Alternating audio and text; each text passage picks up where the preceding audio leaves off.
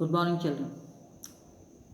वे आंखें कविता पढ़ रहे हैं आप आजकल, और इसका 2 काव्यांश मैंने पढ़ाए थे आपको।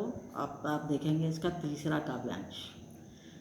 बिका दिया घर द्वार महाजन ने, ना ब्याज की कौड़ी छोड़ी। रह रहे आँखों में चुभती वह कुर्क हुई बर्धों की जोड़ी। उजरी उसके सिवा किसे कब पास दुहाने आने देती। आँखों में नाचा करती उजड़ गई जो सुख की खेती। ये जो काव्यांश है इसमें थोड़े से अर्थ देख लीजिए। चुभना माने बुरा लगना, है ना। आँखों में चुभना माने बुरा लगना। महाजन मैंने आपको बताया था, जो सूदखोर होते थे, है ना, उनको कहते हैं महाजन, जो सूद पे पैसा दिया करते किसान। और जो कुर्क होता है, कुर्क हुई बर्धों की जोड़ी। कुर्क का मतलब होता है नीलामी करना, संपत्ति को जब्त कर लेना। किसी की भी संपत्ति को जब्त करना, नीलाम करना, उसे कहते हैं कुर्क। और जो आपका बर्धों है उसका मतलब है बैल। ठीक है। अब इसमें क्या है काव्यांश में कि महाजन द्वारा अपना मूल और ब्याज वसूलने के लिए किसान पर किए गए अत्याचारों का बड़े ही मार्मिक ढंग से कवि ने चित्रण किया है। पहली 2 पंक्तियां देखिए। बिका दिया घर द्वार महाजन ने, न ब्याज की कौड़ी छोड़ी। कवि किसान की दुर्दशा का वर्णन करते हुए कहता है कि किसान हमेशा ही महाजनों के कर्ज में दबा रहा, चाहे भारत की गुलामी का समय हो और या अब आज़ादी का, लेकिन हाल उसके वही रहे। तो महाजन ने अपना पैसा वसूलने के लिए किसान के घर द्वार सब नीलाम करवा दिया। मतलब ना अपना ब्याज छोड़ा, ना मूल छोड़ा। मूल कहते हैं, जैसे मैंने किसी से 10 रुपये लिए तो 10 रुपये हो गए मूल, और उसने कहा मैं 10 रुपये पर 5 रुपये और लूँगा, तो वो हो गया ब्याज। ठीक है ना।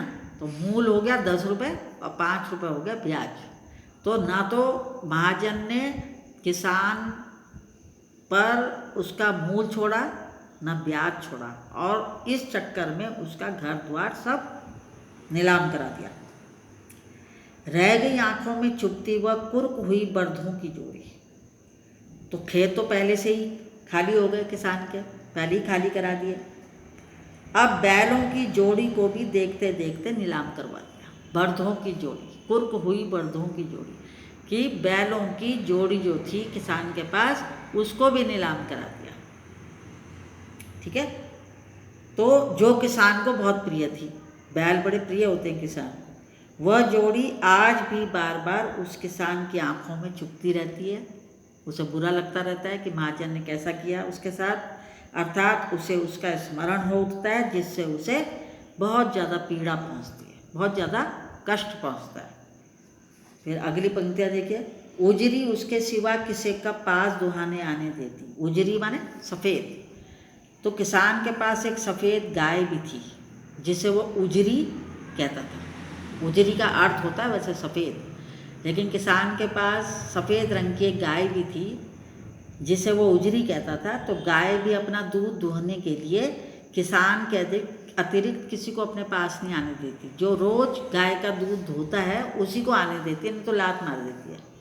इस तरह की आदत होती है गाय में, या भैंस हो या गाय हो, मतलब वो उसी से दूध निकलवाने देते हैं अपना, जो रोज़ निकालता है। कोई और जाएगा तो सीधे लात मार देगी। तो गाय भी अपना दूध धोने के लिए किसान के अतिरिक्त किसी को अपने पास नहीं आने देती। आज वो गाय भी बिक गई किसान की। फिर आखिरी 2 पंक्तियाँ। आँखों में नाचा करती उजड़ गई जो सुख की खेती।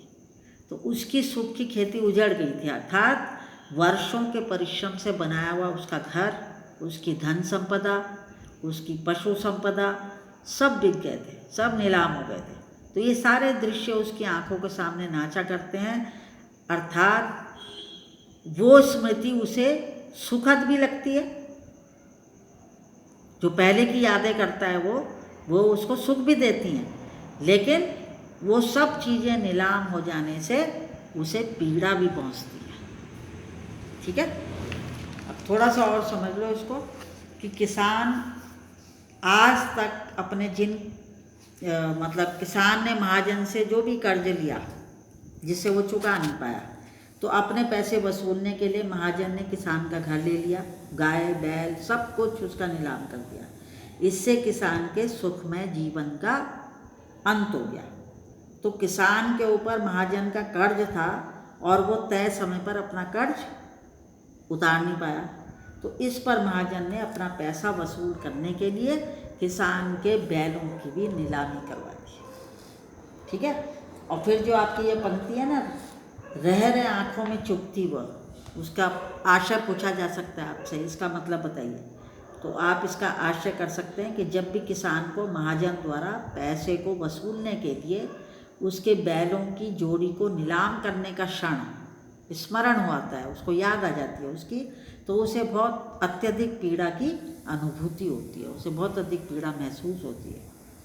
और उजरी जो मैंने बताया आपको, उजरी का अर्थ है सफ़ेद, तो उजरी किसान की गाय का नाम था जिसे वो उजरी कहकर बुलाया करता था। किसान को उससे बहुत प्रेम था। तो कवि बताता है कि उजरी दूध धोने के लिए किसान के अतिरिक्त किसी को भी अपने पास नहीं आने देती थी। तो आपको तो वैसे ही प्रश्नोत्तर आते हैं, लेकिन आपको जब अर्थ आएगा तभी आप उसको जो आपके उत्तर हैं उनको अच्छी तरह से आप उनकी व्याख्या कर पाएंगे। तो इसलिए आपको कविता का जो भी अंश पढ़ाया जाता है उसको ज़रा व्याख्या सुना करो उसके ध्यान से, क्योंकि आपको थोड़ा एक्सप्लेन करने के लिए आसानी हो जाती है। वैसे ही प्रश्नोत्तर आते हैं आपको, इसी के बेस पे अर्थ ग्रहण संबंधी मैंने आपको इसके काव्यांश के दिए थे, पता नहीं आपने करे कि नहीं, देते तो है नहीं, आप काम दिखाते ही नहीं कुछ भी। तो काव्यांश 3 मैंने आपको पढ़ा दिया, ठीक है ना। अब इसके प्रश्न आपको मिल सकते हैं या आगे मिलेंगे, जो भी है करा करो, जो भी आपको काम मिलता है उसको करना चाहिए।